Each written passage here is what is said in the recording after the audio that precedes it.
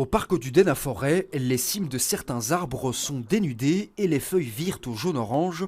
Les stigmates de la sécheresse sont ici bien visibles. Ces êtres sont en souffrance parce qu'ils n'arrivent pas à monter l'eau jusqu'au sommet de leur cime. Et donc ils réduisent la voilure comme un bateau dans la tempête. Donc ici ils ont perdu à peu près 10 mètres de cime. On voit vraiment de grosses charpentières, donc de grosses branches de cime qui sont mortes ou en voie de mourir. Les arbres sont pourtant habitués aux modifications climatiques. Ils ont par exemple survécu aux fortes chaleurs de 1976 ou de 2003.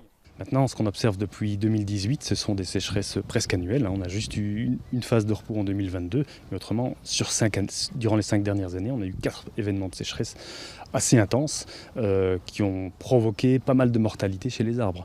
Là, on a quelque chose de particulier qui différencie notre période de la période qu'on a connue précédemment. Certaines branches finissent carrément par tomber, exemple ici l'abbaye de Forêt où la commune a dû tailler cet arbre et en sécuriser les abords. Il y a eu vraiment plusieurs cas de branches qui sont tombées dans nos parcs et dans certaines voiries communales. Donc c'est pour ça qu'on essaye de prendre ce problème à bras le corps et de planter dès aujourd'hui des arbres qui sont mieux adaptés en fait aux nouvelles conditions climatiques et du coup qui vont, on l'espère en tout cas, moins subir ce type de phénomène. De son côté, Bruxelles Mobilité, responsable de la plantation d'arbres en voirie, a repensé sa manière d'arroser. C'était plutôt une année très particulière pour nous, avec beaucoup de suivi d'arrosage. On tourne aujourd'hui à 7 équipes, essentiellement de nuit, pour justement pallier à cet effet de chaleur.